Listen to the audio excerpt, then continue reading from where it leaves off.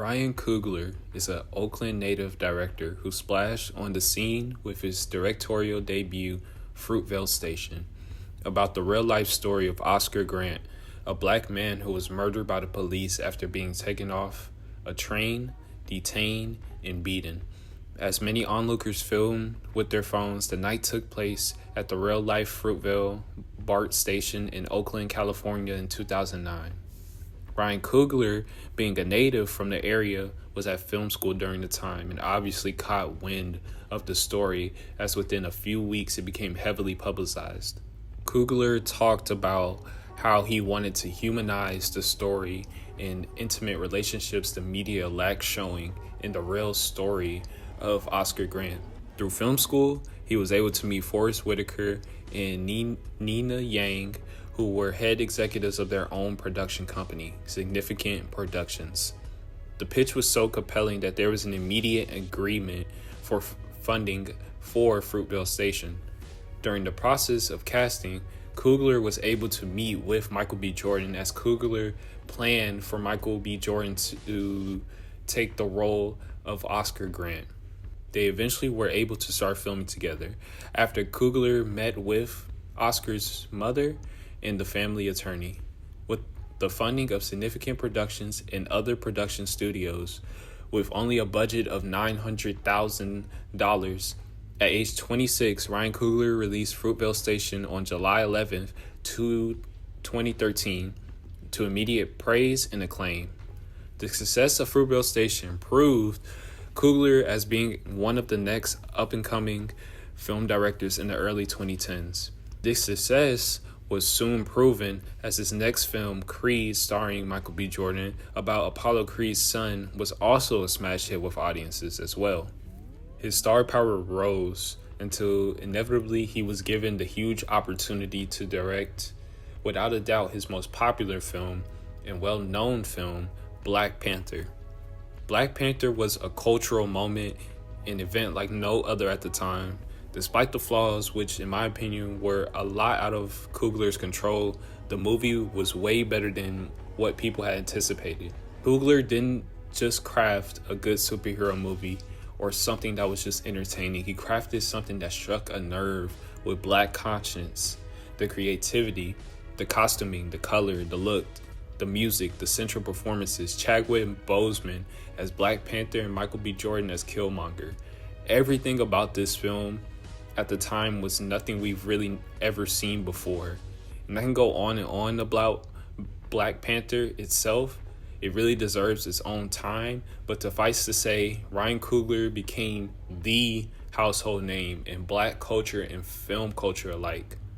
Even after the Black Panther 2, which was still great, many people anticipated on what he could do next, as Ryan Coogler hadn't released an original film really ever.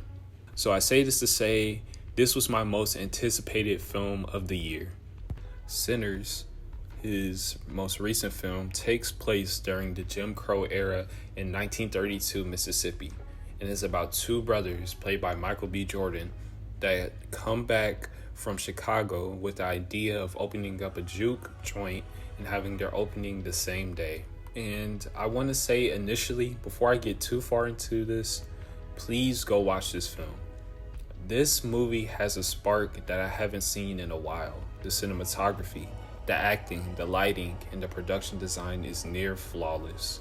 The attention to detail of each character is felt at the beginning of the story as it is building up the world and leading us into the creation of the juke joint, but really it's the character dynamics of Smoke and Stack coming back to Mississippi that is being set up here.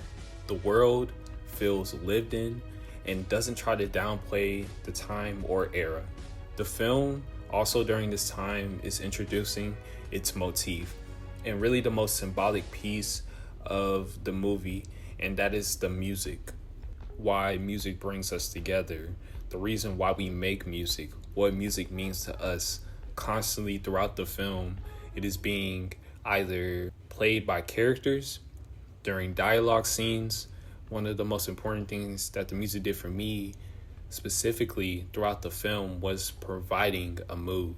The cinematography is glistening, it's smoky, mixed in with the music, puts you in like a visual and emotional state where it's satisfying and cinematically builds out the film's overall theme.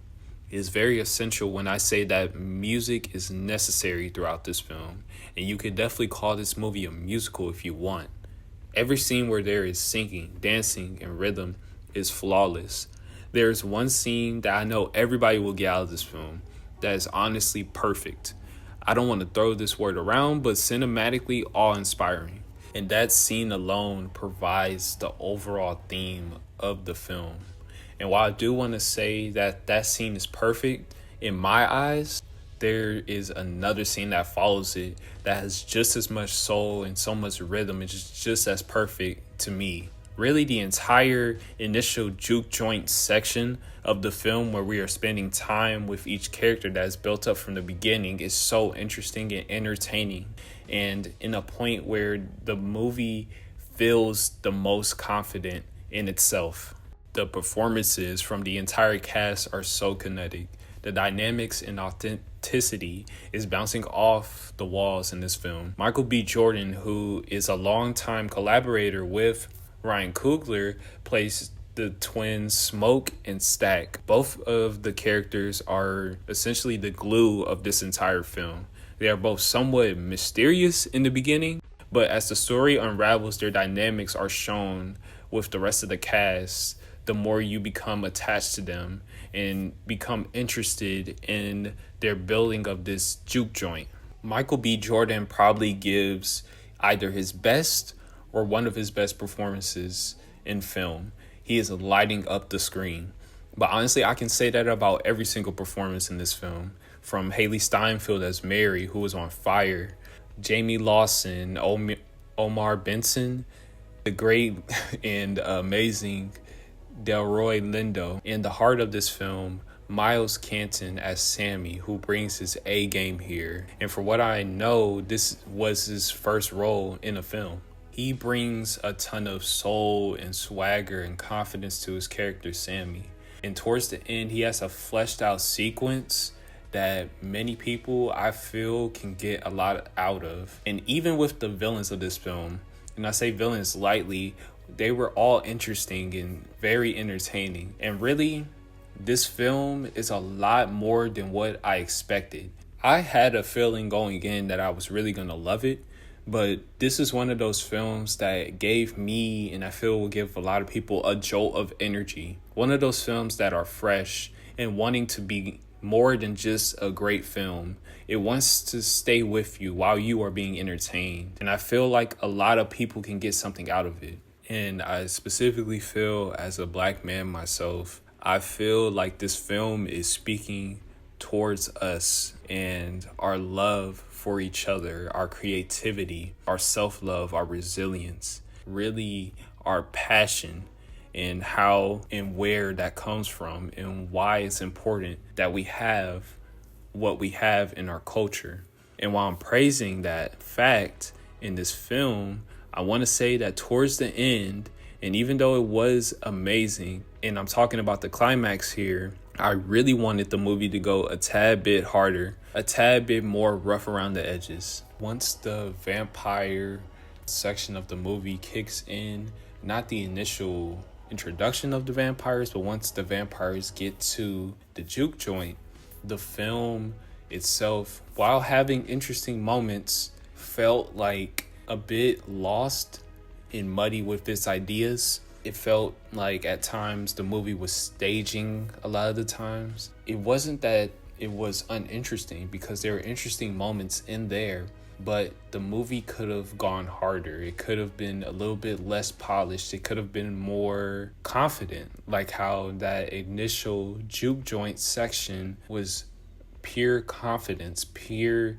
movie and cinema magic. And I wish that we had that towards the end.